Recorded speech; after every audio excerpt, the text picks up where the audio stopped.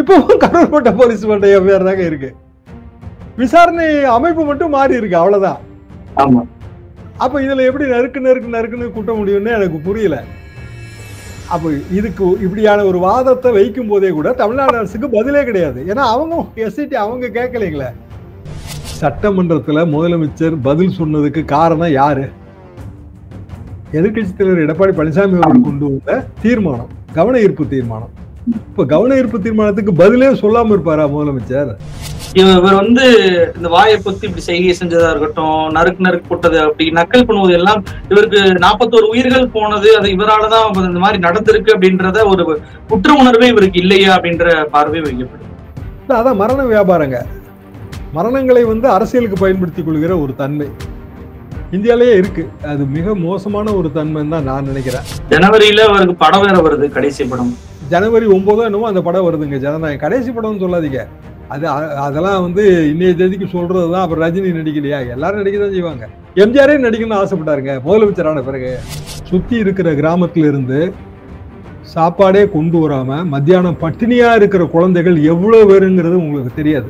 அவங்களுக்கு எவ்வளவு பெரிய ரிலீஃபா அது இருந்ததுன்னு உங்களுக்கு முழு சாப்பாடு கிடைக்கிற உங்களால அது புரிஞ்சுக்கவே முடியாது.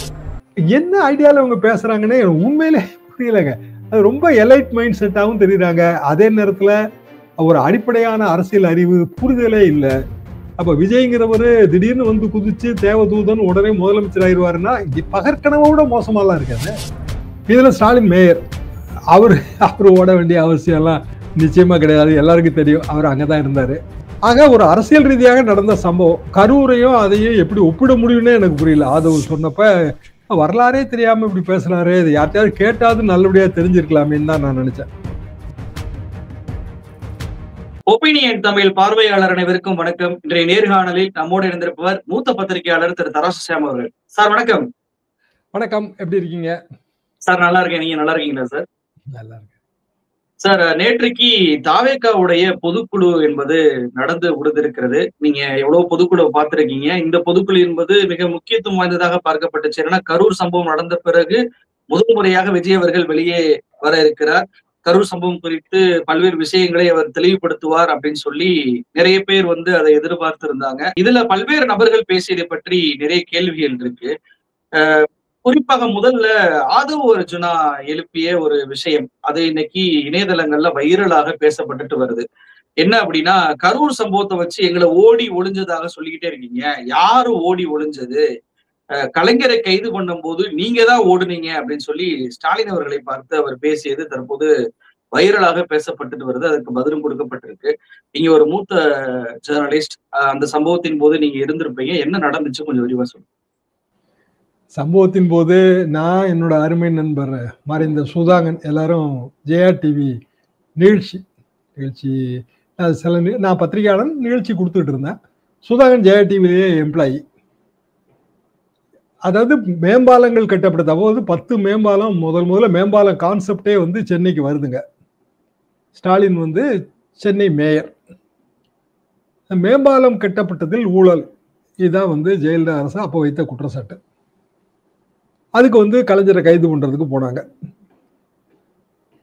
அந்த இன்ஸ்பெக்டர் பேரு முருகேசன். ரொம்ப நாள் கழிச்சு கலைஞர் அதை எப்படி சொல்லுவாருன்னா, முருகேசன் அல்ல அவர் முருகேசன், என் கையை பிடித்து முறுக்கி விட்டார், இன்னமும் அது வலிக்கிறது அப்படின்னு சொல்லுவார் கலைஞர். இதெல்லாம் நினைவுகள். யாரும் ஓடியெல்லாம் ஒளியல. என்ன காரணம்னா, கலைஞர் கைது பண்ண போகும்போது அவர் வீட்டில் தான் இருந்தாரு, லுங்கியில இருந்தாரு. மாடிக்கு போய் வேஷ்டி மாத்திட்டு வரேன்ட்டு மாடியில இருந்து இறங்கினாரு.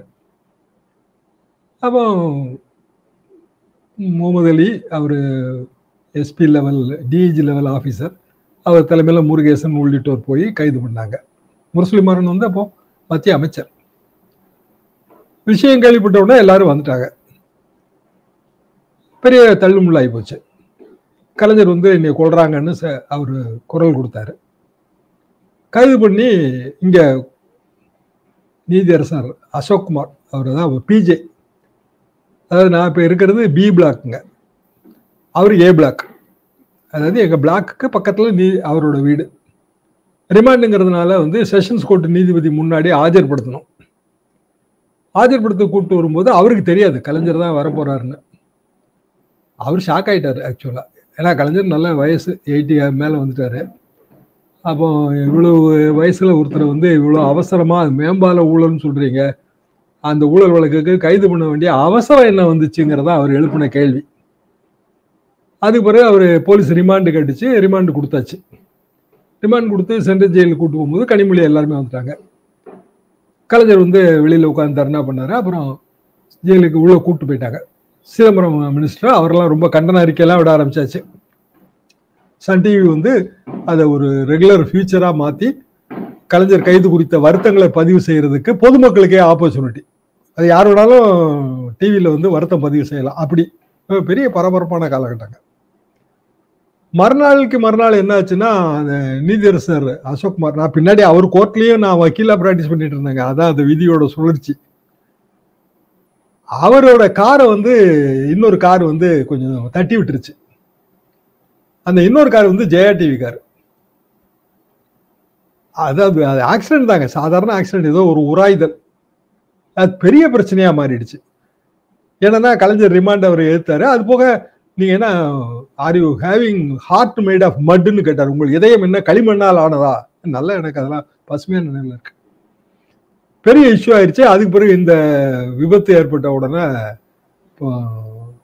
அது மாபெரும் வேணும்னே வந்து காரை மோதிட்டாங்க, நீதிபதி காரை. ஏன்னா ஜெயலலிதா ஆட்சி வந்துருச்சு. அப்புறம் ஜெயா டிவி சார்பாக போய் வந்து அவர்கிட்ட வருத்தம்லாம் தெரிவிச்சாங்க. ஒரு சாதாரண ஆக்சிடென்ட் தான். இவ்வளவு பெரிய சம்பவங்களோட நடந்த ஒரு விஷயம். இதுல ஸ்டாலின் மேயர், அவர் ஓட வேண்டிய அவசியம் எல்லாம் நிச்சயமா கிடையாது. எல்லாருக்கும் தெரியும், அவர் அங்கதான் இருந்தாரு. முரசொலிமாரெல்லாம் வந்துட்டாரு. சிதம்பரம் கண்டன அறிக்கை அதுன்னு வரும்போது கவர்மெண்ட் வந்து கலைஞரோட ஜாமீனை எதிர்க்கவே இல்லை. ஸோ போன 2வது நாள்லயோ 4வது நாள்லயோ வந்து அவர் ஜாமீன்ல வெளியில வந்துட்டாரு. கேஸ் இன்னைய தேதி வரைக்கும் நடக்கலைங்க. வருஷம் என்னாச்சு, 4 நூற்றாண்டு ஆக போகுது, இன்னைய தேதி வரைக்கும் நடத்தல. ஆக ஒரு அரசியல் ரீதியாக நடந்த சம்பவம். கரூரையும் அதையும் எப்படி ஒப்பிட முடியும்னே எனக்கு புரியல. ஆதவ் சொன்னப்ப வரலாறே தெரியாம இப்படி பேசுறாரு, இது யார்ட்டையாவது கேட்டாவது நல்லபடியா தெரிஞ்சிருக்கலாமேன்னு தான் நான் நினைச்சேன். ஏன்னா 25 வருஷம் கழிச்சு இவ்வளவு தூரம் இதெல்லாம் ஞாபகம் வச்சு சொல்றதுக்கு இன்னைக்கு ஆட்கள் இல்லை. ஆனா ஆதவ் சொல்றது அந்த கட்சிக்கார இளைஞர்களுக்கு, அந்த தம்பிகளுக்கு போய் சேரும். அவங்க இதுதான் வரலாறுன்னு நினைச்சிருவாங்க. அதான் அதோட ரியல் சிக்கல். ஈவன் ஜெயலலிதாவுமே ஃபார் தட் மேட்டர் கலைஞர் காலத்துல கைது பண்ணும்போது நீங்க ஆன்டிசிபேட்டரி பெயில் வாங்கிக்கங்கம்மான்னு தான் நான்லாம் சொன்னேன். ஏபி வாங்கிக்கங்க, முதல்ல தெரிஞ்சு போச்சுங்க, பத்திரிகையாளர்களுக்கு தெரிஞ்சு போச்சு. அவங்க முடியாண்டாங்க. இதான் உண்மை. ஆன்டிசிபேட்டரி பெயிலாம் வேண்டாம். அவங்க சொன்ன வார்த்தை எனக்கு ஞாபகம் இருக்கு. நான் எதெல்லாமோ பார்த்துட்டேன், இதையும் பார்த்துடுறேன்னாங்க. கலைஞரே கூட அவங்க ஆன்டிசிபேட்டரி பெயில் வாங்கி எடுத்துட்டோம்னு நினைச்சாரு, வாங்கல. ஊழல் குற்றச்சாட்டு தான். கைது பண்ண வேண்டிய அவசியம் இல்லை. இது அரசுகள் செய்யற தவறுங்க. கைது பண்ணுவதன் மூலமாக அந்த எதிரணியில் இருப்பவர்களுக்கு விளம்பர வெளிச்சம் தான் கிடைக்குது. இப்ப நீங்க இந்த அரசை பாத்தீங்கன்னா கைதே கிடையாது. நல்லா யோசிச்சு பாருங்க, எத்தனை ரைடு, டிவிஎஸ் ரைடு. அப்ப ஜெயலலிதா மீதான ரைடு மாதிரி தானே அது எல்லாமே. விஜயபாஸ்கர், எத்தனை உதாரணங்கள் நம்ம சொல்ல முடியும். டபுள் ரைடு எல்லாம் போயிருக்குல்ல, ஒருத்தருமே கைது பண்ணலையே. ஏன்னா கைது நடவடிக்கை தேவையில்லைங்கிறது இப்ப அண்மை காலமா சுப்ரீம் கோர்ட் தொடர்ந்து சொல்லுது. Bail is the rule, jail is the எக்ஸெப்ஷன்ங்கிறதா அதோட நிலைப்பாடு. கைது நடவடிக்கை வந்து உண்மையிலே அரசியல் ரீதியாக விளம்பர வெளிச்சத்தை தான் கொடுக்குதுங்கிறது அரசுகள் அனுபவபூர்வமா உணர்ந்துருச்சு. அட்வான்டேஜா எடுக்கிறாரா சார்? நீங்க சொல்லும்போது ஒரு விஷயம் புரிஞ்சுக்க முடியுது. என்னன்னா, பெங்களூர்ல முதலமைச்சர் அவர்கள் தன்னுடைய சகோதரி வீட்டிற்கு போயிருக்கிறார். கலைஞர் கைதான உடனே அவர் மீண்டும் வந்து மேஜிஸ்ட்ரேட் முன்பு அவர் சரண்டர் ஆனதெல்லாம் நம்ம பார்த்தோம். இப்போ ஆதவ் அர்ஜுனா என்ன சொல்றாரு அப்படின்னா, எங்க கைது பண்ணிப்பாரு, முடிஞ்சா எங்க விஜய் வீட்டுல கூட நுழைஞ்சு பாரு, இளைஞர்கள் உங்க கல்லூரி மாணவர்கள் உங்க வீட்டுக்குள்ள நுழைவாங்க அப்படின்னு சொல்லி அவர் பேசியிருக்கிறாரு. அதெல்லாம் ரொம்ப குறும்பான தேவையற்ற வார்த்தைகளுங்க. என்ன காரணம்னா, விஜய் பேரை எஃப்ஐஆர்லயே சேர்க்கல. சரிங்க, அப்போ எஃப்ஐஆர்ல சேர்த்த மற்ற 2 பேரும் எதுக்கு ஆன்டிசிபேட்டரி பெயில் வாங்க போனாங்க? இப்போ அவங்கெல்லாம் தலைவர்கள் கிடையாதா? புசியானது அவங்க பொதுச் செயலாளர் இல்லையா? நிர்மல்குமார் எல்லாருக்கும் நண்பருங்க, அவர் எல்லாருக்கும் தெரியும். அவர் பை நேட்டிவ் உசிலம்பட்டி, அப்புறம் பிஜேபியில இருந்தாரு, அதிமுகல இருந்தாரு, எல்லாருக்கும் எல்லாரையும் தெரியுங்க. இதுல ஆதவ தான் உண்மையிலே தெரியாது. ஆதவ தான் நியூ என்ட்ரன்ட். அப்ப இவங்க 2 பேரும் அப்ப ஏன் வந்து ஜாமீன் வாங்க போனாங்க? கைது பண்ணி பார்த்துட்டு இருக்க வேண்டியதானே? உண்மை இல்லையா? அரசியல்வாதி வாழ்க்கையில கைது என்ன அவ்வளவு பெரிய நடவடிக்கை? அதையே யோசிச்சு பாருங்களேன். ஒரு காலத்துலங்க காங்கிரஸ்காரர் அனந்தநாயகி அம்மா வந்து காங்கிரஸ் எம்எல்ஏங்க. 67 கலைஞராட்சி, 67 அண்ணா ஆட்சி வந்துருச்சு. அப்புறம் கலைஞராட்சி 69 பிறகு. ஏதோ ஒரு இந்த மாதிரியான காலையில நாங்க போராட்டம் நடத்துறோம், நீங்க கைது பண்ணிட்டு சாயந்தரமே எங்களை விட்டுறீங்க, இதுக்கு எதுக்கு கைதுன்னு அனந்தநாயகி சட்டமன்றத்தில் கேட்டாங்க. கலைஞர் அதுக்கு பதில் சொன்னாரு, நீங்க எங்களை கைது பண்ணி நீண்ட நாட்கள் சிறையில் வைத்திருந்ததால் தான் நாங்கள் இன்றைக்கு இங்கு உட்கார்ந்து இருக்கிறோம், நீங்கள் அங்கு உட்கார்ந்து இருக்கிறீர்கள். அதாவது அவங்க எதிர்கட்சியில இருக்காங்க, இவங்க ஆளுங்கட்சியில இருக்காங்க. அப்படி ஒரு நிலைமை வரக்கூடாது என்பதில் தான் நாங்கள் கைது நடவடிக்கையில் அவசரம் காட்டுவதில்லை. கலைஞர் சொன்னதுங்க. அதெல்லாம் பொதுவாக வந்துங்க கைது நடவடிக்கை என்பது தண்டனை கிடையாது.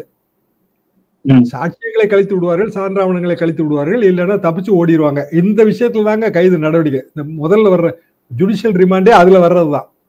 இப்பெல்லாம் என்னன்னா, நீங்க வேகமா வழக்க நடத்துங்க, தீர்ப்பை வாங்கி கொடுங்க. இதுதான் வந்து இன்னைக்கு தேதிக்கு நீதி பரிபாலன கோட்பாடு இதுதான். அது போக இந்த ஊழல் குற்றச்சாட்டு இது போன்ற விஷயங்கள், இல்ல இப்போ ஜன நெரிசல் காரணமாக ஏற்பட்ட மரணங்கள், இதுக்கான கைதுன்னு நீங்க முயற்சி எடுக்கிறது இல்லை. இப்போ உண்மையிலேயே வந்துங்க நிர்மல்குமாரையும் இவரையும் புஷி ஆனந்தையும் கைது பண்ணணும்னு கவர்மெண்ட் நினைச்சிருந்தா இந்நேரம் பண்ணிருக்காமலா இருப்பாங்க. எஃப்ஐஆர்ல பேர் இருக்குங்க. ஏன்னா எஃப்ஐஆர் பதிவு பண்றது யாரு? Local police. கரூர் போலீஸ் வந்து முதல் தகவல் அறிக்கையை ஃபைல் பண்ணுது. முதல் தகவல் அறிக்கை எப்படி வருது? ஒரு அடிப்படை லீகல் நாலேஜ் தாங்க.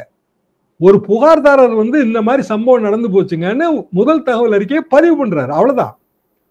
இந்த மனுதாரர் வந்து இந்த விஷயத்துல லோக்கல் போலீஸுங்க, இன்னொரு விஷயத்துல வேற ஒரு இப்போ டிவிஎஸ்சியா இருக்கும். இப்படி எஃப்ஐஆர் பதிவு பண்ணனால கைது பண்ணணும்னா இந்த 4 வருஷம் 5 வருஷம் முடிய போகுதுங்க. எத்தனை பேரை கைது பண்ணிருக்கணும்? எல்லாருக்கும் எஃப்ஐஆர் இருக்கா இல்லையா? டிவிஎஸ்சி எஃப்ஐஆர் இருக்கா இல்லையா? அப்படி பண்றது இல்லைங்க. செந்தில் பாலாஜியை கைது பண்ணி 1 வருஷம் வச்சு அந்த கேஸை எப்ப முடிக்க போறீங்க? சரி, அதை விட்டுருவாங்க. அரவிந்த் கெஜ்ரிவால்ங்க எவ்வளவு நாள் ஆச்சுங்க, ஒரு ஆட்சி மாற்றமே ஏற்பட்டு போச்சு. அவரும் வந்து கைது நடவடிக்கை உள்ள திகார் ஜெயில இருந்தாரு. வழக்கு எப்ப முடிச்சிருக்கீங்க? அப்போ இயல்பாக கைது நடவடிக்கை என்பது தேவையற்றதுங்கிறதுதான் என்னோட கருத்து. நிறைய பேரோட பெரிய நீதிபதிகள் வல்லுநர்களோட கருத்தும் அதுதான், நீதியரசர்கள் கருத்தும் அதுதான். அரசியல் கைதுகள் எப்போதுமே அனுதாபத்தை ஏற்படுத்தும். அது அடுத்த பாயிண்ட். அதுக்காக வரலாற்றையே பிழைபட வந்து நீங்க திருத்தக்கூடாது. பிழைபட சொல்றதே தவறுங்க, திருத்தது கூட இல்ல, சொல்றதே தவறு. என்ன காரணம்னா, ஒரு 25 வருஷம் கழிச்சு ஒரு புது செட் அங்க உட்கார்ந்துருக்கு. உங்க பொதுக்குழுல உட்கார்ந்து இருக்கிறவங்களுக்கு நிறைய பேருக்கு 80% வந்து இந்த வரலாறு நேரடியா பார்க்கக்கூடிய வாய்ப்பு கிடையாது. எல்லாம் வயசு ஒரு 30க்குள்ள இருப்பாங்க. இந்த சம்பவம் அவங்க 5 வயசு பிள்ளையா இருந்திருப்பாங்க. அவங்களுக்கு என்ன தெரியும்? சொல்றதானங்க. இப்ப நீங்களே வந்து நீங்க சொல்றத வச்சுதானே நீங்க கேள்வி கேட்க முடியும். ஆமா, பார்த்ததெல்லாம் உங்களுக்கு பதில சொல்லிட்டு இருக்கேன். அப்போ ஆதவ் பல நேரங்கள்ல அவர் பேசுறது வந்து ரொம்ப சிறுபிள்ளைத்தனமா இருக்கிறதா தான் நான் நினைக்கிறேன். சார், இன்னொரு பக்கம் அந்த கட்சியுடைய தலைவர் விஜய் அவர்கள் நேற்றைக்கு நீண்ட உரையை ஆற்றிருக்கிறார்.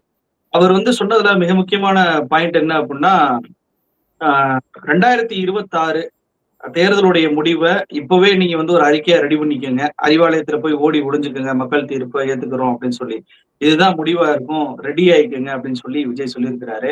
அது அவருடைய நம்பிக்கை உறுதி அப்படின்னு சொல்லி பார்ப்பதா, இல்ல யதார்த்தத்தை பேசுறாருன்னு பார்ப்பதா, இல்ல வழக்கத்திற்கு மாறாக இருக்கு அப்படின்ற மாதிரி எடுத்துக்கொள்வதா, அப்படி பார்க்கணும்? அவருடைய ஆசைன்னு நீங்க வச்சுக்கிடலாம். நம்பிக்கைன்னு சொல்றதை விட ஆசை, விருப்பம், விஜயின் விருப்பம். நடக்குமா நடக்காதா அப்படிங்கிறதுக்கு பிராக்டிக்கலா தான் நம்ம கால்குலேட் பண்ணி பார்க்கணும். இன்றைய தேதிக்கு அவங்க கூட்டணி இல்லைன்னு முடிவு பண்ணிட்டாங்க இல்லையா? அப்படின்னா அவங்க பலம் என்னவோ அது. சிறிய கட்சிகள் கூட்டணி சேரலாம், விஜய் முதலமைச்சர் ஆக்குவோம்னு சொல்லி சிறிய கட்சிகள் கூட்டணி சேரலாம். திமுக கூட்டணி இந்த நேரத்தை கூட மனோஜ் பாண்டியன் போய் சேர்றாரு. பெரிய அளவுக்கு கிறிஸ்தவ ஓட்டு வங்கி விஜய் ஆதரவா இருக்கு அப்படின்னு பேச்சு அடிபடுறப்ப, கிறிஸ்தவ ஓட்டு வங்கியே அடிப்படையாக கொண்ட PH பாண்டியன் குடும்பம், மனோஜ் பாண்டியன், குறிப்பா இந்த அம்பாசமுத்திரம், ஆலங்குளம் மாதிரியான பகுதிகள், சுரண்டை மாதிரியான பகுதிகள் எல்லாத்துலயுமே கிறிஸ்தவ ஓட்டு வங்கி இருக்கு. நமக்கே தெரியும், நீங்களும் தென் மாவட்டம் தானே. அப்ப மனோஜ் பாண்டியன் வந்து எதுக்கு திமுகல போய் சேர்றாரு? அவரோட அவர் ஜெயிக்கக்கூடிய ஓட்டு வங்கி அது வந்து கண்டிப்பா கிறிஸ்தவ ஓட்டு வங்கி மிகப்பெரிய பகுதிங்க. அதுல எல்லாருக்கும் தெரியாது. இப்ப பாளையங்கோட்டை கிறிஸ்தவ ஓட்டு வங்கி ஒரு பகுதி இல்லையா திருநெல்வேலியில? அப்படின்னா குறிப்பா ஒரு சில கம்யூனிட்டி இருக்கு. இப்ப நாடார் கம்யூனிட்டி இருக்குங்க. கிறிஸ்தவ நாடார்கள், இந்து நாடார்கள். நீங்க கன்னியாகுமரி மாவட்டத்துக்கு வந்தீங்கன்னா என்னோட கிளாஸ்மேட்ஸ், என் ஃப்ரெண்ட்ஸு இந்து நாடாரில் இருப்பாங்க, கிறிஸ்டின் நாடார்ல கல்யாணம் பண்ணியிருப்பாங்க. அப்படியே கன்னியூ பண்ணுவாங்க, மதமே மாற மாட்டாங்க. 2 பண்டிகையும் கொண்டாடுவாங்க. பெரும்பாலும் பார்க்கலாம் நீங்க. ஏன்னா அந்த கம்யூனிட்டியில வந்து அவங்க அந்த குடும்ப அந்தஸ்தை மட்டும் தான் பாக்குறாங்க, மதத்தை பாக்குறதே இல்லை. கன்னியாகுமரி டிஸ்ட்ரிக்ட்லயும் வந்துங்க இந்து நாடார், கிறிஸ்தவ நாடார் கேண்டிடேட்டு, வெற்றி வாய்ப்பு, இதை பத்தி எல்லாம் பேசுவோம். காமராஜர் இடைத்தேர்தல் பிரச்சாரத்துக்கு போனவங்க நாங்களாங்க. மத்திய சேர்த்து நிக்கிறாரு. 2 பேரும் ஒரே கம்யூனிட்டி தாங்க. இப்போ காமராஜ் வந்து இந்து நாடார், மத்தியாஸ் வந்து கிறிஸ்தவ நாடார். அப்போ இதே பேச்சு தான். இதை சொல்ற 69 கிறிஸ்தவ நாடார், இந்து நாடார் அப்படி இல்லைங்க. காமராஜர் மாபெரும் தலைவர், அவர் வெற்றி பெற்றார். மத்தியாஸ் அதுக்காக குறைந்த தலைவர் இல்லை. ஆனா அவர் சுதந்திரா கட்சி சுயேட்சையா நிக்கிறாரு, திமுக ஆதரவு கொடுக்குது, இப்படி பல காரணங்களால அவர் வெற்றி வாய்ப்பை இழந்தார். அடுத்த தேர்தல்களே அவர் வந்து திமுக ஆதரவு பெற்றவராக, திமுக வேட்பாளராக எல்லாம் கலங்கன்னு வெற்றி பெற முடியலைங்க. அப்போ கேண்டிடேட்டோட வெற்றி தோல்வி என்பதை வந்துங்க வெறும் மத அடிப்படையிலையோ ஜாதி அடிப்படையிலையோ மட்டுமானது இல்லை. இப்போ வன்னியர் அதிகமாக இருக்கிற தொகுதியில நீங்க வன்னியர் கேண்டிடேட் போடுவீங்களா, இல்லைன்னா வன்னியர் கேண்டிடேட் போட மாட்டீங்களா? அப்ப நான் வன்னியர் ஓட்டு தானே வெற்றி தோல்வியை நிர்ணயிக்குது. நீங்க எல்லா இதுலயும் பார்க்கலாங்க. நான் மொழியார் ஓட்டு, நான் நாடார் ஓட்டு, நான் தேவர் ஓட்டு, வெற்றி தோல்வியை அவங்க நிர்ணயிப்பாங்க. அப்ப விஜய் கட்சிக்கான வெற்றி தோல்வியை எப்படி நிர்ணயிக்கப்படுது, எப்படி நிர்ணயிக்கப்படும்? விஜய் ஆதரவு, விஜய் எதிர்ப்பு, 2 ஓட்டு வங்கிங்க. இப்ப விஜய் எதிர்ப்பு ஓட்டு வங்கி. நேற்றுக்கு நான் ஊர்ல பேசிட்டு இருந்தேன். அவங்க சொன்னாங்க, இல்லைங்க இதுல ஒரு பெரிய சிக்கல் இருக்கு, சமுதாய சிக்கல் இருக்குன்னாங்க. என்னங்க சமுதாய சிக்கல் இதுலன்னு கேட்டேன். இல்லைங்க, இன்னைக்கு தேதிக்கு எங்க பகுதிகளில் விஜய் ஆதரவு அப்படின்னு அந்த அரசியலுக்கு போறவங்க எல்லாருமே வந்து ஒரு காலத்துல விஜயகாந்த் ஆதரவு இப்படி சொன்னவங்க, இவங்க எல்லாருமே வந்து ஒரு குறிப்பிட்ட சமூக பின்னணி உள்ளவர்கள். எங்களுக்கு என்ன பிரச்சனைனா, கம்யூனிட்டி வந்து இங்க வந்து majority community, dominant community, agrarian community எல்லாம் இருக்கு. இந்த கம்யூனிட்டிக்குள்ள கலப்பு மனம் ஏற்படுறத நாங்க வந்து ஊக்குவிக்கிறது இல்லை. அது காரணம் அக்ரிகல்ச்சர் தாங்க, விவசாயம். படிச்சவங்க கலப்பு மனம்லாம் இருக்கும், ஆனா நாங்க பெரியவங்க ஊக்குவிக்கிறது இல்லை. ஆனா விஜய் சுத்தி இருக்கிறவங்க அப்படியே போறதாக நாங்க ஃபீல் பண்றோம். ஏன்னா எங்க ஊர்கள்ல இருந்து அங்க போறவங்க அப்படியான ஒரு பின்புலம் கொண்டவர்களாக இருக்கார்கள். இதே குற்றச்சாட்டு திருமாவளவன் பேர்ல வைக்கப்படுங்க அந்த காலத்துல. அப்போ இது தேர்தல் நேரத்துல என்ன ஆகும்னா, நாங்க வந்து பூத்துகள்ல நாங்க தான் டாமினேட் பண்ணுவோம், இவங்க வந்து பெருசாலாம் ஒன்றும் செய்ய முடியாதுங்க. அப்ப நீங்க நினைக்கிற மாதிரியான பெரிய ஓட்டு வங்கி எல்லாம் விஜய்க்கு வராதுங்க. நீங்க தவறாவே எல்லாருமே போர்ட்ரை பண்றீங்க. 20%, 18% அதுக்கான வாய்ப்பெல்லாம் இல்லைங்க. விஜயகாந்த் என்ன ஓட்டு வங்கியோ அதுக்கு ஒரு 2% கூடலாம், அவ்வளவுதான். அது ஏன்னா கரண்ட் ஸ்டாருங்கிறதுனால கூடலாம். ஆவரேஜா அந்த 10% தான். அதிமுக பிஜேபி கூட்டணி அப்படின்னா அது வேற விஷயங்க. அப்பவும் இந்த பிரச்சனை ஊர்கள்ல அப்படியே தான் இருக்கும். அதாவதுங்க திமுக விசிக கூட்டணியில ஊர்கள்ல கிராமங்கள்ல என்ன பிரச்சனை இருக்கோ அதே பிரச்சனை தான் ஏற்படும். அப்போ இதுல கேர்ஃபுல்லா கையாள வேண்டிய விஷயம் இருக்கு. ஆனா விஜய் தான் தான் முதலமைச்சர்னு சொல்றாரு. இப்ப திருமாவளவன் வந்து நான் தான் முதலமைச்சர்னு சொல்றது இல்ல. அதனால அவர் கூட்டணியில இருக்கும்போது ஓட்டு விழுந்துருதுங்க. இது பெரிய டிஃபரன்ஸுங்கன்றாங்க அவங்க. அதாவது திருமாவளவன் இல்லது அதே மாதிரியான தலித் தலைவர்கள் இவங்க பேர்ல வந்து இருக்கிற சில பிரச்சனைகள் ஏன் வந்து தேர்தலில் எதிரொலிக்கல என்பதற்கு அவங்க கொடுக்கிற விளக்கம், இவங்க தங்களை முதலமைச்சர் கேண்டிடேட்டா ப்ரொஜெக்ட் பண்றது இல்ல. கூட்டணியில யாராவது ஒருத்தர் முதலமைச்சர் கேண்டிடேட்டா இருப்பாங்க. இப்ப ஜெயலலிதா முதலமைச்சர் கேண்டிடேட்டா இருப்பாங்க, எம்ஜிஆர் முதலமைச்சர் கேண்டிடேட்டா இருப்பாரு, ஸ்டாலின் இருப்பாரு, அது வேற விஷயங்க. ஆனா இங்க வந்து விஜய் தான் முதலமைச்சர் வேட்பாளருங்கும் போது இப்ப விஜய் முதலமைச்சர் ஆயிட்டாருன்னா இதெல்லாம் ஊர்களில் பாதிக்கப்படுமே நாங்க நினைக்கிறோம். இவ்வளவு பெரிய வியாக்கியானம் இருக்குங்க அதுக்கு.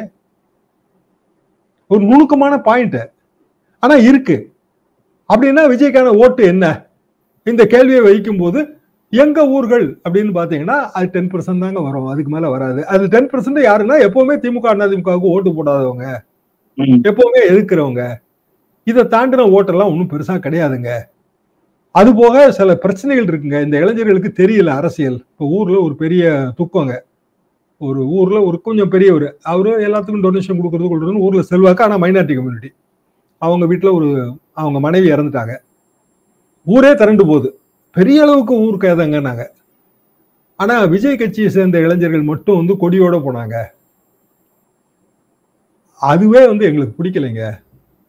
பாருங்க எவ்வளவு நுணுக்கமா பாக்குறாங்க பாருங்க. ஏங்க கிராமத்துல இருக்கவங்க ரொம்ப நுணுக்கமா அரசியல் தெரிஞ்சிருக்காங்க.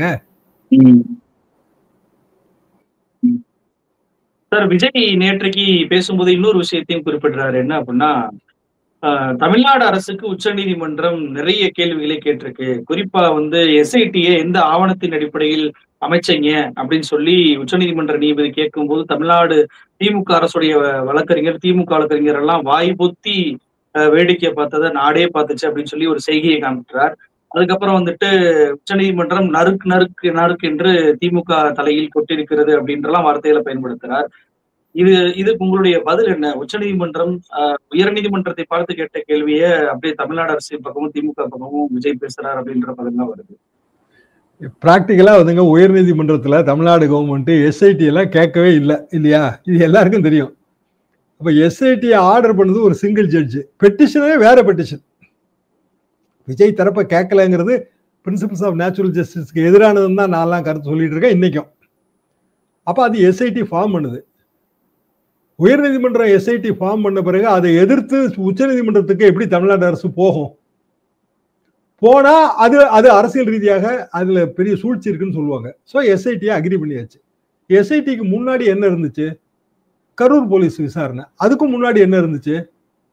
கரூர் போலீஸ் போட்ட எஃப்ஐஆர். இப்ப என்ன இருக்கு? இப்பவும் கரூர் போட்ட போலீஸ் போட்ட எஃப்ஐஆர் தாங்க இருக்கு.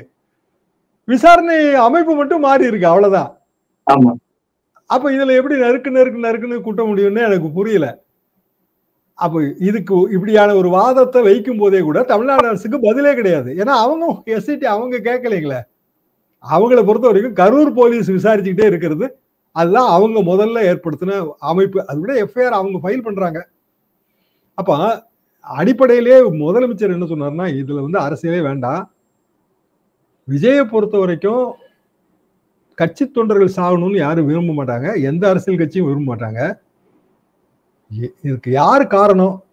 இது மாதிரி விஷயங்களை இனிமேல் எப்படி எதிர்காலத்தில் தடுக்க முடியும்? அதுக்கான அமைப்பு என்ன? என்ன விதிகள் வகுக்கணும்? இவ்வளவுதான் இதுல பாயிண்ட்.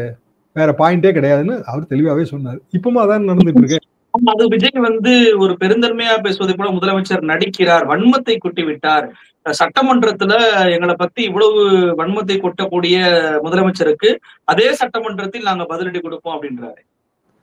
சட்டமன்றத்துல முதலமைச்சர் பதில் சொன்னதுக்கு காரணம் யாரு? எதிர்கட்சி தலைவர் எடப்பாடி பழனிசாமி அவர்கள் கொண்டு வந்த தீர்மானம், கவன ஈர்ப்பு தீர்மானம். இப்ப கவன ஈர்ப்பு தீர்மானத்துக்கு பதிலே சொல்லாம இருப்பாரா முதலமைச்சர்? அவர் என்ன காரணம் சொன்னாரு அப்படின்னா, இந்த எதிர்கட்சி தலைவரோட கவன ஈர்ப்பு தீர்மானம் இப்படி இப்படி இன்னென்ன மாதிரியான விசாரணைகள் நடக்குது, அடிப்படையா வந்து தாமதமா வந்தது காரணம். நாங்க தாமதமா வரலன்னு இவங்க சொல்றாங்க. நாங்க 3 to 10 தான் டைம் வாங்கியிருந்தோம். அந்த டைமுக்குள்ள தானே நாங்க போனோம். ஆனா என்ன பிரச்சனை அப்படின்னா, மோஸ்ட்லி சேனலுக்கு லைவ் ஃபீடு கொடுத்தது விஜய் தரப்பு தாங்க. அவங்க லைவ் ஃபீடு ஃபெசிலிட்டியோட இருந்தாங்க. இப்போ ஒவ்வொரு கட்டத்திலயும் அவங்களுக்கு லேட்டா வருவோம்னு தெரியும். ஆனா அவங்க தான் வந்து 12 மணிக்கு வந்துருவாருன்னு தலைவர் வருகிறார், வந்து கொண்டே இருக்கிறாரு சொல்ற கதையெல்லாம் அவங்க சொல்லிட்டாங்க. எங்க காலேஜ் டேஸ்லயும் தலைவர் வந்துட்டு இருக்காருங்க, பெருந்தலைவர் காமராஜர் ஏதோ வருகிறார் இப்படின்னு சொல்லிட்டே தான் இருப்பாங்க. கொஞ்சம் லேட்டா வருவாங்க. அதை நான் இல்லைன்னு சொல்லலை. 6 மணி நேரம் 8 மணி நேரம் தாமதமா வந்த கதையெல்லாம் இருக்குங்க. ஆனா தேர்தல் பிரச்சாரம் அது ஒரே கூட்டத்துக்கு வந்து சுத்தி இருக்கவங்க எல்லாம் திரள மாட்டாங்க. அந்தந்த ஏரியாக்காரங்க தான் அந்த தேர்தல் பிரச்சாரத்துக்கு காத்திருப்பாங்க. ஒத்த கடையில கூட்டம் நடக்குதுங்க, லேட்டா தான் வராரு காமராஜர், வந்து லேட்டா தான் வராரு, சிவாஜி எல்லாம் வராரு, லேட்டா தான் வந்தாரு. ஆனா கேட்க கூடியிருந்தவங்க எல்லாருமே வந்து மதுரை யானமலை ஒத்தக்கடை சொல்றாங்க. எனக்கு அக்ரிகல்ச்சர் காலேஜ், நாங்கெல்லாம் முதல்ல பேசியாச்சு. கேட்க வந்தவங்க எல்லாரும் பாத்தீங்கன்னா ஒத்தக்கடை, நரசிங்கம்பட்டி சுத்தி இருக்கிற கிராமம் தான். சோ 2000 5000 பேர் வந்தா கூட அதுல ஜன நெரிசல் ஏற்படாது. இங்க என்ன பிரச்சனைன்னா, கரூர் சுத்தி இருக்கிற நாமக்கல் டிஸ்ட்ரிக்ட் எல்லாத்துல இருந்து அங்க ஆள் வந்துட்டாங்க. அப்ப கிரௌடுக்கு வந்து கண்ட்ரோல் பண்ண முடியல. ஏன்னா அமைப்பு இல்லை இவங்க கிட்ட. இப்பதானங்க இவங்களே அமைப்பு போடுறாங்க. சரி, இப்பதான் தொண்டர் படம் வைக்கிறாங்க. ரிட்டையர்டு எஸ்பி தலைமையில பயிற்சி, டிஎஸ்பிகள் தலைமையில பயிற்சி. இதெல்லாம் வந்து கட்சி தொடங்கும் போதே செய்ய வேண்டிய வேலை இல்ல. தொண்டர் பட, மகளிர் பாதுகாப்பு பட, இதெல்லாம் காலங்காலமா இருக்குங்க. இத முதலே செஞ்சிருந்தாங்க அப்படின்னா அங்க கண்ட்ரோல் இருந்திருக்கும். கவன குறைவாக இருக்கலாம், இல்ல அனுபவமின்மையாக இருக்கலாம், எதுவானாலும் இருக்கலாம். ஆனா ஒரு பொறுப்புள்ள தலைவர் என்ன சொல்லணும்னா, இந்த சம்பவத்துக்கு நான் வருந்துறேங்க, இனிமேல் இப்படி சம்பவம் நடக்காம நாங்க பாத்துக்க வேண்டியது நம்ம எல்லாருடைய கடமை, அப்படிதான் அவர் சொல்லணும். அதான் சார் ஒரு கேள்வி வருது. என்னன்னா, இவர் ஏன் 7 மணி நேரம் தாமதமாக வந்தார் அப்படின்ற அந்த காரணத்தை அந்த பொதுக்குழுல சொல்லவே இல்லை அப்படின்ற ஒரு பார்வை வைக்கப்படுது. இன்னொரு விஷயம், இவர் வந்து இந்த வாயை பொத்தி இப்படி செய்கை செஞ்சதா இருக்கட்டும், நறுக்கு நறுக்கு போட்டது அப்படி நக்கல் பண்ணுவது எல்லாம், இவருக்கு 41 உயிர்கள் போனது அது இவராலதான் இந்த மாதிரி நடந்திருக்கு அப்படின்றத ஒரு குற்ற உணர்வே இவருக்கு இல்லையா அப்படின்ற பார்வை வைக்கப்படுது. இல்ல, அதான் மரண வியாபாரங்க. மரணங்களை வந்து அரசியலுக்கு பயன்படுத்திக் கொள்கிற ஒரு தன்மை இந்தியாலேயே இருக்கு. அது மிக மோசமான ஒரு தன்மைன்னு தான் நான் நினைக்கிறேன். ஏதோ காரணங்க, மரணங்கள் நிகழுது. மரணம் நிகழணுங்கிறது யாரோட நோக்கமாகவும் இருக்க வழியே கிடையாது. எவ்வளவு லட்ச ரூபா கொடுத்தாலும் இழந்த குடும்பங்களுக்கு இழந்ததுதான். இனி அதை நீங்க ஈடுகட்ட முடியாதுல்ல. அப்படின்னா ரொம்ப அடிப்படையான விஷயம் வருந்துகிறேன்னு சொல்றதுதான். மற்ற தீர்மானங்கள் போடலாங்க. நாட்டில் பல பிரச்சனைகள் இருக்கு, நெல் கொள்முதல் சரியில்லை, அதெல்லாம் ஒரு எதிர்கட்சி செய்ய வேண்டிய வேலை தான். திமுகவுக்கு எதிராக டிவிகே மட்டும்தான், அது உங்க உரிமை, நீங்க சொல்லுங்க, அதை பத்தி எல்லாம் ஒன்றும் பிரச்சனை இல்லை. திருப்பி திருப்பி கரூர் மேட்டருக்குள்ளேயே நீங்க ஏன் வாரீங்கிறதா என்னோட கேள்வி. சரி, அது நடந்தே இவ்வளவு நாள் ஆச்சுங்க. எனக்கு தெரிஞ்சு செய்தி உலகத்துல வந்து 1 மாசம் 40 நாள் வந்து ஒரே செய்தியே சுத்தி சுத்தி வந்திருக்கு செய்தி உலகம். என்னன்னா சம்பவம் அவ்வளவு பெருசுங்க. இது வரைக்கும் அப்படியான ஒரு சம்பவம் வரலாற்றிலே நடக்கல, தமிழ்நாடு அரசியல் வரலாற்றிலே நடக்கல. அவ்வளவு பெரிய சம்பவங்கிறதுனால இது இவ்வளவு நாள் ஓடிடுச்சு. இன்னமும் அதை வைத்தே தான் அரசியல் பண்ணணும்னு தானே விஜய் நினைக்கிறேன். அதைத்தான் நான் தவறுன்னு நினைக்கிறேன். இப்போ இன்னைய தேதி வரைக்கும் அவர் அடுத்த கட்ட பிரச்சாரம் இதெல்லாம் இன்னும் பிளான் பண்ணல. 2வது எஸ்ஓபி எல்லாம் போட்டானுங்க. ஹைகோர்ட் சொல்லிடுச்சு, எஸ்ஓபி போட்டு தான் ஆகணும்னு சொல்லிடுச்சு. அப்படின்னா அதுக்கு முதலமைச்சர் அதுக்கான பணிகள் தொடங்கியாச்சு. இப்போ அதுக்கான அனைத்து கட்சி கூட்டம் கூட்ட போறாங்க. ஸோ எஸ்ஓபி எல்லாம் போட்டு இது ஒரு சிஸ்டமடைஸ் பண்றதுக்கே அநேகமா டிசம்பர் ஆயிரும். அதுக்குள்ள எஸ்ஐஆர் ப்ராப்ளம் வந்துருச்சு. இன்னும் மழையெல்லாம் எந்த அளவுக்கு வரப்போகுதுன்னு நமக்கு தெரியாது. So what ever it is, இனிமேல் வந்து அடுத்த பிரச்சாரங்கிறதே விஜயை பொறுத்த வரைக்கும் ஜனவரி மாசம் தான் வரும். ஏன்னா அவரே நடுவில் ஒரு கேப் இருக்கு. அவரு ஃபாரின் போறாரா என்னன்னு தெரியலங்க. அவர் ஏற்கனவே அனௌன்ஸ் பண்ண ப்ரோக்ராம்லயே ஒரு மாசம் கேப் இருந்துச்சு. 1 மாசம் கேப் இருந்தா எல்லாருக்கும் தெரியுங்களே. ஜனவரியில அவருக்கு படம் வேற வருது, கடைசி படம். ஜனவரி 9 என்னமோ அந்த படம் வருதுங்க, ஜனநாயகம். கடைசி படம்னு சொல்லாதீங்க. அதெல்லாம் வந்து இன்னைய தேதிக்கு சொல்றதுதான். அப்புறம் ரஜினி நடிக்கலையா? எல்லாரும் நடிக்கதான் செய்வாங்க. எம்ஜிஆரே நடிக்கணும்னு ஆசைப்பட்டாருங்க முதலமைச்சரான பிறகு. அப்புறம் இதுல நடிக்க மாட்டேன் அப்படின்ற மொராய் தேசாய் பிரைம் மினிஸ்டர் அப்போ, ரைட்டுங்களா, எம்ஜிஆர் படத்துல நடிக்கணும்னு ஆசைப்பட்டாரு, கடிதம் எழுதினாரு, அவரே அதை சொல்லியிருக்காரு. மொராய் தேசாய் மழுப்பலான ஆளு. அவர் வந்து அது அப்படியான விதிகள் இல்லை, நடிப்பது நடிக்காது, இப்படி ஒரு குழப்பலையா பதில் சொன்னோன்னா எம்ஜிஆர் வந்தா இல்ல எனக்கு ஒன்றும் தடை இல்லைன்ட்டாரு. அப்புறம் 80ல ஆட்சி டிஸ்மிஸ் ஆனோன்னா படம் விளம்பரமே வந்துருச்சுங்களே. எம்ஜிஆர் நடிக்கிறாருன்னு விளம்பரமே வந்தாச்சு. ஷூட்டிங் கூட 1 நாளோ 2 நாளோ நடந்தா எனக்கு ஒரு நினைவுங்க. எதுக்கு சொல்றேன்னா அது சினிமா ஸ்டார் மைண்டுங்க. விஜயும் கண்டிப்பா ஜனநாயகனுக்கு பிறகும் பல நாயகங்கள் வரும். ஏன்னா சினிமா உலகங்கிறது பணநாயகம். அது பணநாயகம் இருக்கிற வரைக்கும் ஜனநாயகனை தாண்டி எல்லா நாயகனும் வரத்தாங்க செய்யும். அதெல்லாம் ஒன்றும் தப்புன்னு சொல்லல, ரைட்டுன்னு சொல்ல. ஆனா ஜனவரி 9 பொங்கல் வரைக்கும் அவருக்கு ஏற்கனவே அவர் டூர் பிளான்லே கிடையாது. ஸோ நவம்பர் டிசம்பர் தாண்டிடுச்சுன்னா இனி அவர் பிப்ரவரி தான் போவார், இல்லை ஜனவரி எண்டில் வேணா போகலாம். ஏப்ரல் மேல தேர்தல் வந்துடும். நடுவில் பெரிய எஸ்ஐஆர் ப்ராப்ளம் என்ன ஆக போகுதுன்னு நமக்கு தெரியாது. இதான பிராக்டிக்கல் யதார்த்தமான அரசியல் நிலவரம் இதுதானேன்ற. அப்புறம் எதுக்கு நீங்க திருப்பி கரூர் ஸ்டாம்பீடுக்குள்ளே போறீங்க சுத்தி சுத்தி? என்னன்னா அதுதான் உங்களுக்கு அனுகூலமானதுன்னு நீங்க நினைக்கிறீங்க. மரண வியாபாரம். சரி, இறுதியாக ஒரு கேள்வி. நேற்றைக்கு தாவேகா பொதுக்குழுல இன்னொரு மிக முக்கியமான விஷயம் வந்து அருண்ராஜ் அவர்கள் பேசுறாரு, அதுவும் விவாதிக்கப்பட்டுட்டு வருது. 1000 ரூபாயை மகளிர்கள் விட்டு கொடுக்க வேண்டும், தியாகம் பண்ணுங்க அப்படின்னு சொல்லி அவர் பேசியிருக்கிறார். அதே நாளே பாத்தீங்கன்னா கோவை மாணவி அந்த வன்கொடுமை தொடர்பாக போராட்டத்திலையுமே 1000 ரூபாயை வந்து எங்களுக்கு வேணாம், உரிமை தொகை வேணாம், ஓசி பஸ் வேணாம் அப்படின்னு சொல்லிட்டு தாவேகா நிர்வாகிகள் வந்து கோஷம் எழுப்பினதை மேடையிலே பார்த்தோம். இது எப்படி பார்ப்பது? ஒரு எலைட் மனநிலை அப்படின்னு சொல்லி பார்ப்பதா? இந்த வீடியோவை வந்து கோபி நீயானா கோபிநாத் அவர்கள் பேசின வீடியோ வைரல் ஆயிட்டு. எலைட் மைண்ட் செட் தாங்க இவங்களுக்கெல்லாம். சமுதாயத்துல இருக்கிற அந்த கீழ்த்தட்டு மக்களோட கஷ்டங்களே தெரியாது. சரி, நான் வந்து 4th ஸ்டாண்டர்ட் படிக்கும் போதாங்க முதல்ல காமராஜர் போட்ட மதிய உணவு திட்டம். நல்ல எனக்கு அது ஞாபகம் இருக்குங்க. ஸ்கூல்ல சாதாரண ஒரு இஸ்லாமியர் நடத்துற ஒரு எலிமெண்டரி ஸ்கூலுங்க, ஃப்ரீ ஸ்கூல், இஸ்லாமிய தனவந்தர். அது வக்ஃபு வேற போச்சுங்க பின்னாடி. ஃப்ரீ ஸ்கூல்ல தான் படித்தோம். 8th வரைக்கும் படிக்கலாங்க. அப்புறம் நீங்க ஹை ஸ்கூலுக்கு போகணும். என்னோட 4th ஸ்டாண்டர்ட்ல உணவு வருது, மதிய உணவு. டீச்சர்களாக சேர்ந்து தான் சமைக்கிறாங்க. சுற்றி இருக்கிற கிராமத்துல இருந்து சாப்பாடே கொண்டு வராம மத்தியானம் பட்டினியா இருக்கிற குழந்தைகள் எவ்வளவு பேருங்கிறது உங்களுக்கு தெரியாது. 4th 5th 6th எல்லாம் பட்டினியா இருக்கிற பிள்ளைங்க காலையிலே வரணுங்க. காலையிலேயே அவன் வந்து பழைய சோறு தான் சாப்பிட்டு வருவான். மத்தியானம் சாப்பாடே கிடையாது. பல நேரங்கள்ல உணவை பகிர்ந்துக்குவோம். அவங்களுக்கு எவ்வளவு பெரிய ரிலீஃபா அது இருந்ததுன்னு உங்களுக்கு முழு சாப்பாடு கிடைக்கிற உங்களால அதை புரிஞ்சுக்கவே முடியாது. சைக்கிள் எங்களுக்கு கனவு. எனக்கே கனவு தான். இத்தனைக்கும் நாங்க வந்து ஒரு upper middle class family. Cycle வாங்கி தர மாட்டாங்க வீட்டுல. சைக்கிள் ஜெயலலிதாமா இலவச சைக்கிள் கொடுக்கும்போது அது எவ்வளவு ஒரு பெரிய பொக்கிஷமா தெரிஞ்சதுன்னு உங்களுக்கு தெரியாது. அப்புறம் தான் இப்ப 1000 ரூபாய் பல ஸ்கீம்களுக்கு பிறகுங்க எம்ஜிஆர் வந்துங்க இலவச செருப்பு கொடுத்தாருங்க. கிண்டல் பண்ணிருப்பாங்கன்னு நினைக்கிறீங்க நீங்க. அப்போ ஆனா நான் வந்து என்னோட பியூசியில தான் செருப்பு போட்டுட்டு நடந்தேன். செருப்பு கிடையாது. செருப்பு வாங்கி தரது செருப்பு வாங்கி தரது இல்ல. அது பெரிய ஆடம்பர பொருளாக கருதப்பட்டது. எம்ஜிஆர் வந்து இலவச செருப்பும் இலவச பல்புடியும் இன்ட்ரோ பண்ணாருங்க. அவர் சொன்ன ரீசன் என்னன்னா, சுகாதாரங்கிறது பாத சுத்தத்திலையும் வாய் சுத்தத்திலையும் தான் தொடங்குதுன்னாரு. அவர் வரலாற்றுல இருக்கிற விஷயம். இலவச செருப்பு வேண்டாம், எங்களுக்கு இலவச செருப்பு வேண்டாம், இலவச பல்புடியும் வேண்டாம் தான் சொல்லுவாங்க. அப்புறம் தான் சைக்கிள் ஸ்கீம்லாம் அதுக்கு பிறகு தான் வருது. சைக்கிள் ஸ்கீமுக்கு பிறகு எத்தனையோ பல்வேறு ஸ்கீம்களுங்க. இலவச வண்ண தொலைக்காட்சி பெட்டி, டிவி, ஜெயலலிதா காலத்துல மிக்சி கிரைண்டர்லாம் நம்ம பெண்களுக்கு சுதந்திரம் கொடுத்ததா கொடுக்கலையா? அந்த டைம்ல சர்க்கார் படம் வந்துச்சு. அதுல கூட மிக்சி கிரைண்டர்லாம் எடுத்து தீல விட்டு கொளுத்துன காட்சிகள்லாம் அவர் நடிச்சிருந்தாரு. அதே மாதிரி ஆனா மிக்சியும் கிரைண்டரும் வேண்டான்னு யாருமே சொல்ல மாட்டாங்க. என்ன காரணம்னா அடுப்படி வேலையில இருந்து பெரிய விடுதலை. கேஸ் ஸ்டவ்லாம் ஊர்ல நீங்க பாத்தீங்கன்னா தென்னமட்டை இதெல்லாம் எடுத்து கொளுத்தி தான் வீட்டுக்கு வெளியில தான் வந்து அடுப்பு வச்சு சோறு பூக்கிட்டு இருந்தாங்க. நீங்க அந்த பேக்ரவுண்ட்ல இருந்து வந்தா தான் உங்களுக்கு அது புரியும். இன்றைய தேதி வரைக்கும் அது அப்படிதான் இருக்கு.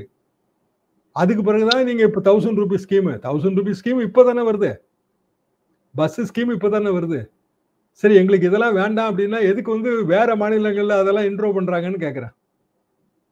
இலவச பஸ் பாஸ் எல்லாம் இல்லைன்னா படிச்சிருக்க முடியாது. நான்லாம் வந்து படிக்கும் போது 20-22 கிலோமீட்டர் பஸ்ல வந்து இலவச பஸ் பாஸ்னாலதான் நம்ம எல்லாம் போயிட்டு படிக்க முடியும். எங்களுக்கு வந்துங்க நாங்க நடந்து போயிட்டு இருந்தோம்.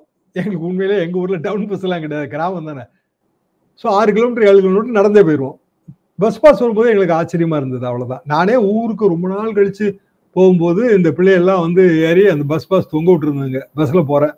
அப்ப ரொம்ப ஆவலா வாங்கி பார்த்தேன். ஓ, இதுதான் பஸ் பாஸா அப்படின்னு. நல்லா எனக்கு பசுமையா ஞாபகம் இருக்குங்க. அப்போ திட்டங்கள் நம்ம வந்து பயனாளிகளை பெருக்குவதில்லை, பங்கேற்பாளர்களை உருவாக்குவது. இதுதான் அதோட முக்கியமான நோக்கம். இந்த பயனாளிகள் நாளைக்கு பங்கேற்பாளர்களா மாறுவாங்க. எப்படி மாறுவாங்க?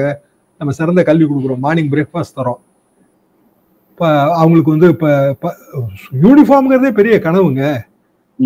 யூனிஃபார்ம் தரோம், எழுது கருவிகள் தரோம். இதுக்கு பிறகு அவங்க என்ன ஆவாங்க? கொஞ்சம் பேர் வந்து கிராஜுவேட் ஆவாங்க, வெகு சிலர் வந்து ஐஏஎஸ் ஆவாங்க, ஐபிஎஸ் ஆவாங்க, ஐஆர்எஸ் ஆவாங்க. இந்த நம்ம பேசுனது அருண்ராஜ், அவர் ஐஆர்எஸ் தானே. அவர் என்ன இலவச திட்டங்கள் மூலமா ஐஆர்எஸ் வந்தாருன்னு நமக்கு தெரியாது. ஆனா அவங்க எல்லாம் நாளைக்கு வந்து பங்கேற்பாளர்களா ஆறாங்களா? ஆகலையா? ஆட்சியில பயனாளிகளாவே இருந்துருவாங்களா? பங்கேற்பாளர்களை உருவாக்குவது தாங்க இதோட நோக்கமே. ஆட்சி அதிகாரத்துல உங்களுக்கு பங்கு இருந்தாதான் அவங்க நாளைக்கு ஜனங்களுக்கு செய்வாங்க திருப்பி. என்ன ஐடியால அவங்க பேசுறாங்கன்னு உண்மையிலே புரியலங்க. அது ரொம்ப எலைட் மைண்ட் செட்டாகவும் தெரியுறாங்க. அதே நேரத்துல ஒரு அடிப்படையான அரசியல் அறிவு புரிதலே இல்லை. அப்ப விஜய்ங்கிறவரு திடீர்னு வந்து குதிச்சு தேவதூதன் உடனே முதலமைச்சர் ஆயிடுவாருன்னா பகற்கனவோட மோசமாலாம் இருக்காது. நிகழ்ச்சியில் கலந்து கொண்டு பல்வேறு தகவலை நம்ம நேரிட்ட பெருந்துட்டீங்க. ரொம்ப நன்றி சார்.